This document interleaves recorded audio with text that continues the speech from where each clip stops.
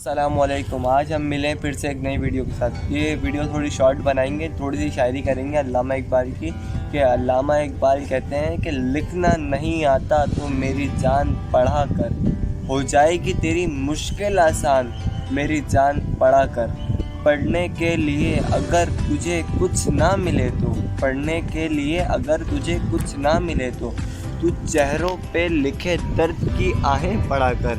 لارے تیری روح کو تسکین ملے گی، لارے تیری روح کو تسکین ملے گی، تو قرب کے لمحوں میں قرآن پڑھا کر۔ آ جائے گا تجھے اقبال سینے کا کرینہ، آ جائے گا تجھ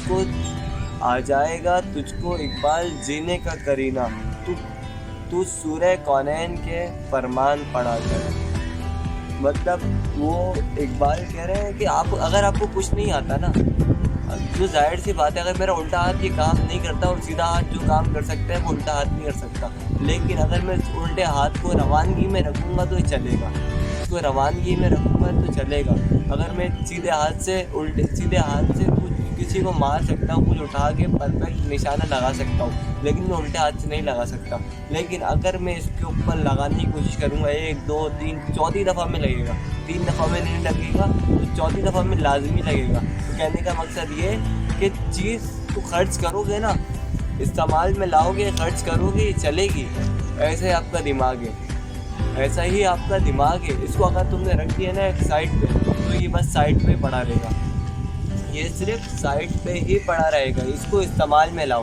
اس کو استعمال میں کیسے لاؤ گے کہ جو چیز آپ سوچتے ہو نا کہ یہ بیکار ہے، نہیں، یہ تمہاری سوچ بیکار ہے۔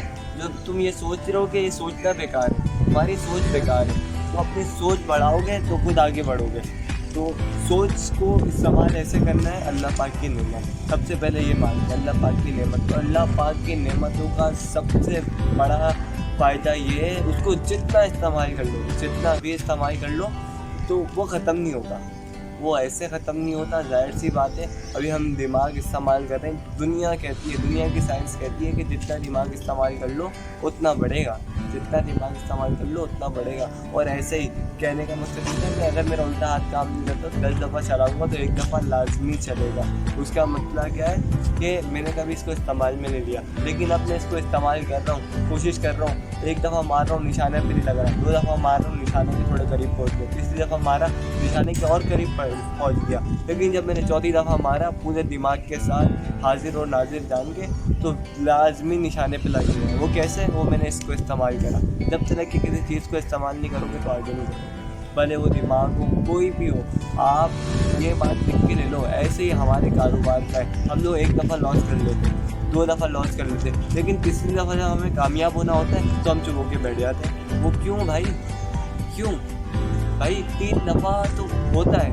پہلی دفعہ میں آپ کو ایکسپیرینس نہیں تھا، آپ نے کام کرا، کوئی مسئلہ نہیں، پہلی دفعہ گر گئے۔ دوسری دفعہ جب تھوڑا بہت ایکسپیرینس آیا آگے اور اس سے کمایا بھی تم نے، لیکن تمہارے کو پھر لاس ہو گیا کیونکہ تمہاری کچھ غلطیاں تھیں۔ لیکن جب تیسری دفعہ تم نے کام کی شروعات کرو گے نا، کیونکہ تم 2 دفعہ میں بیٹھ گئے، تب تم تیسری دفعہ کام کی نوعیت کو سمجھ کے، کیونکہ آپ کے پاس 2 دفعہ کا نہیں، تیسری دفعہ کا ایکسپیرینس ہوگا، وہ تیسری دفعہ کا ایکسپیرینس ہوگا، کیونکہ پہلی دفعہ بالکل بھی ایکسپیرینس نہیں تھا، دوسری دفعہ پہ ہاف تھا، آدھا ایکسپیرینس تھا۔